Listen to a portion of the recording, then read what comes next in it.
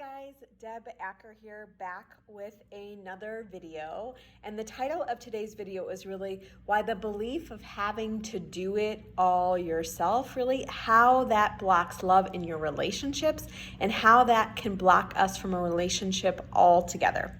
So for those of you guys who are new to my work, I'm an intuitive coach, and I work mainly with women to help them to heal their childhood patterns, to heal their past, specifically around abandonment and the abandonment that can show up when we have physically and or emotionally unavailable parents, right? And so first and foremost, I want you to look at this pattern, right, of having to do it all yourself, right? So how many people can relate to that on some level? I can absolutely relate to this more in my past, and I'm going to walk you through some of the stuff that I did to actually shift so that that's no longer my paradigm in many cases in my life, right? But first and foremost, this starts off in childhood, right? We subconsciously take on and learn that we can't rely on another, right? Because, this act of our parents not being available to us in some way, we determine that if we rely on them and then they let us down, we'll get hurt, right? So we just make a decision. We're going to do it all ourselves. We're never going to rely on, on anyone else again. And of course, while that's subconscious, that's something that literally, that's where it starts off. Right? So just notice if you have some version of that. And again, it may have been subconscious for you, but notice, do you have, or did you have when you were a kid, some version playing out that you couldn't rely on anyone else, right? That you had to do it all yourself, right? And you kind of just, took that on. And, or you might have had a parent that was around some of the time, but they were inconsistent, right? So again, that's a pattern that we learn to adapt, right? So in making this decision to do it all ourselves, right, what ends up happening is we end up putting up a wall. And a lot of times we make the conclusion that, we're weak if we need help, right? So notice, if you can relate to this idea of doing it all yourself, what conclusions did you make about you? Did you make about you that, being independent was strong? Like I grew up with a single mom and she was so independent, right? So initially I took on that was a good thing, right? So notice what conclusions, what did you take on about having to do it all yourself? And, how was not doing it all yourself or needing help? How was that negative to you? Again, you might have perceived it as weak.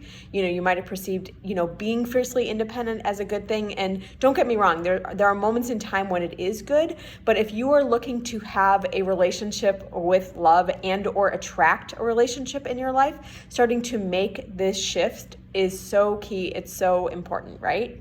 So, obviously when we make these decisions, what ends up happening is we can end up then all alone, right? We can end up blocking love in our relationships. So first and foremost with this, I want you to look at, let's really talk about the masculine and the feminine. So years ago, I used to be in the corporate world, and years ago when I was in the corporate world and when I was even in school and everything and just growing up, I learned subconsciously again that the masculine was right and the feminine was wrong.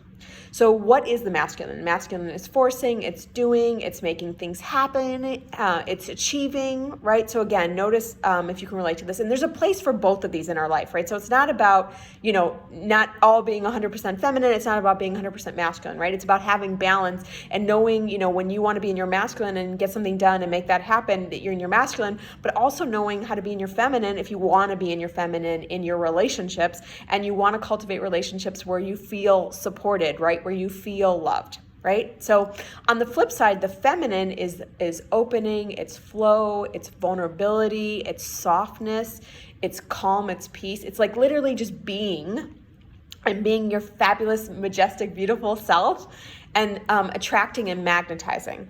Right? So again, whether that's in your work, right, where you're magnetizing clients, or, if you're wanting to walk into, none of us are going anywhere right now, but if you're wanting to walk into, a bar or into an event and you're wanting to easily attract someone in your life, you can turn on that feminine, and all of a sudden you're going to attract that person to you versus having to try so hard or like go up and get their attention, right? So again, notice if you can relate to any side, either sides of those, right? And really, I recommend making a list. How are you using the masculine in your life, and how are you, if at all, using the feminine in your life, and how do each of these support you or not support you? Right? So, initially before I learned how to really be in my feminine and step into my feminine, what ended up happening is I'd be in my masculine in relationships. And while I didn't realize this at the time, a lot of times that would repel men away from me subconsciously, right? Again, they weren't tuning into why they were repelled. Initially they'd be attracted, right? But then I would be in my masculine, or I would be kind of correcting or telling them what to do subconsciously, or maybe, consciously, right? And, at some point they'd pull away, because at the end of the day, again, men may or may not be tuned to this, but they are looking for that place that they can, that softness, right? That place that they can call home.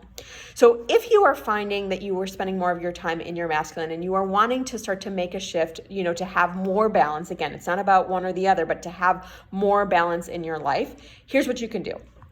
So our masculine lives in the upper part of our body, and the feminine lives in the lower part of the body, right? And if you've ever seen like a bodybuilder, right? If you've ever seen the bodybuilder, there are a lot of times, it sounded like a monkey, but if you've ever seen a bodybuilder, there are a lot of times when they're in the upper part of their body, right? So what you can start to do is to bring your energy into the lower part of your body, right? You can relax it into the lower part of your body. You can start to bring, your attention down there. So, you can either do this in a physical way, or you can even just bring your consciousness down there, right? But starting to bring your consciousness down to your hips, you can see yourself making hip circles, right? You can lean towards the left, because our left side of our body is the feminine, the right side is the masculine. So like say if you're at a networking event, right, and you want to attract someone, leaning to your left will start to bring you in more into your feminine, so that you can magnetize and attract. And again, you're not working as hard to create that, right? And again, those hip circles. So just literally starting to bring your focus down there, and you can even bring breath. A lot of times we're taught just to breathe into our chest or into